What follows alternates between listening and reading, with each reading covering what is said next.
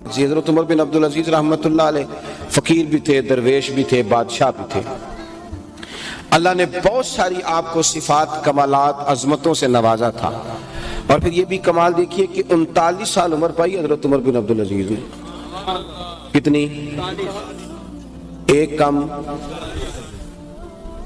ہم تو سمجھدار ہی نہیں ہوتے 40 سال سے پہلے، کہتے ہیں جیتے بحال ہیں۔ 39 سال ٹوٹل عمر ہوئی اور ساری دنیا میں انقلاب برپا کر کے رکھ دیا۔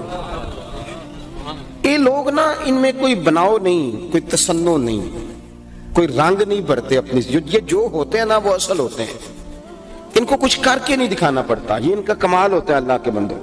ظاہر اور باطن دونوں ایک۔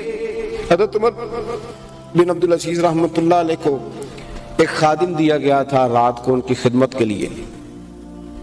شورا کے فیصلے سے وہ آپ کی خدمت میں رہتا تھا۔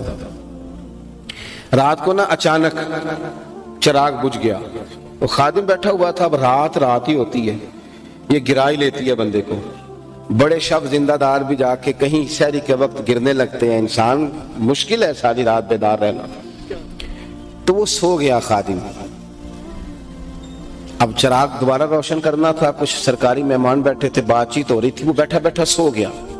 ہمارا نا مسئلہ ہے میری طرح کے لوگوں، پیر صاحب اپنا جوتا خود اٹھا لیں تو لگتا ہے توہین ہوگی پیر صاحب کی۔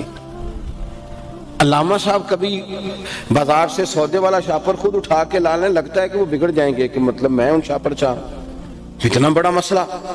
سیٹھ صاحب اپنی گاڑی کا دروازہ خود، میں نے دیکھا ہے کہ اتنی لوگوں نے اپنے اوپر ہی مصیبت کھڑی کر لی ہے کہ ڈرائیور پہلے گاڑی کھڑی کرے گا، پھر وہ اتر کے آگے دوسری سائڈ سے دروازہ بند کرے گا۔ تو بھئی اگر یہ آپ کے منہ میں لقمے بھی ڈال دے تو چبانا تو آپ کو خود ہی پڑے گا، وہ تو یہ نہیں چبا کے دے سکتا۔ تو کس مصیبت میں آپ نے اپنے آپ کو ڈالا ہوا ہے، کتنی کو آپ اپنے آپ کو تکلیف میں مبتلا کریں گے۔ یہ سارے دھوکے ہیں جن میں بندہ اپنے آپ کو مبتلا کرتا ہے تو وہ پریشان ہوتا ہے۔ روٹین کی زندگی بتائیں، روٹین کی، یہ ہمارے صوفیاء کا پیغام ہے۔ وہ جھونپڑیوں میں بھی رہتے تھے، سڑکوں پہ بھی رہتے تھے، سادے رہتے تھے، اون کا لباس پہنتے تھے، عام لوگوں کے بیچ اٹھتے بیٹھتے تھے، انہیں تلاش نہیں کرنا پڑتا تھا، سادے لوگ تھے۔ عاجزی اللہ نے ان کے مزاجوں میں رکھی تھی، عمل والی زندگی وہ گزارتے تھے۔ حضرت عمر بن عبد العزیز رحمۃ اللہ تعالی علیہ، وہ خادم سو گیا تو اب چونکہ بات چیت کرنی تھی، چراغ گل ہو گیا، خود اٹھے جا کے نا تو چراغ روشن کیا۔ اب لوگ کہتے ہیں نا کہ جناب چوکیدار کسی، آپ تشریف رکھیں جی، آپ بیٹھ جائیں، اللہ آپ کو خوش رکھے، ہو گئے پیسے جی، تشریف لے لیں گے تھوڑے کولوں، بیٹھ جاؤ، اللہ تھوڑا بھلا کرے جی، اللہ تمہیں خوش رکھے۔ پہلے تسی بندیاں نوں پیسے دادی کردے ہو، پھر غیبتاں کردے ہو کہ مولوی پیسے منگتے ہیں، اس چکر میں ڈالتے کیوں ہو؟ اللہ آپ کو خوش رکھے۔ اگر بغیر پیسوں سے کوئی کام چل رہا ہے تو اسے چلنے دو، اللہ آپ کو جزائے خیر عطا فرمائے۔ اللہ تعالیٰ، ہمارے بزرگ فرمایا کرتے تھے کہ بندہ پیسے دیتا تو وہ کہتے تھے کہ یار میرے خرچے کے مطابق، میری ضرورت کے مطابق خرچہ ہے، کم پڑ جائے گا تو دیکھ لیں گے، تو ابھی کام چل جو رہا ہے تو چلنے دو۔ اللہ تعالیٰ آپ کو جزائے خیر عطا فرمائے۔ آپ میری بات پر توجہ کریں عزیز۔ حضرت عمر بن عبد العزیز اٹھ کے جانے لگے تو ہمارے ہاں لوگ کہتے ہیں نہیں چوکیدار کس لیے جی، باورچی کس لیے، فلانا کس لیے۔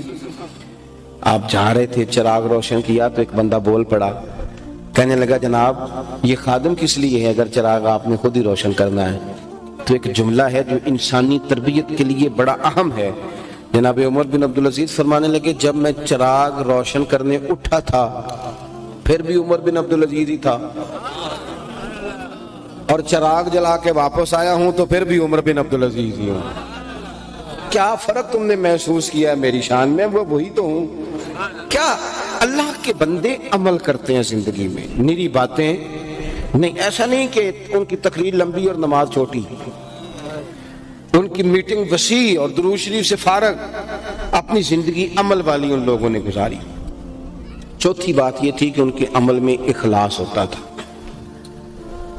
عمل میں اخلاص ہوتا تھا۔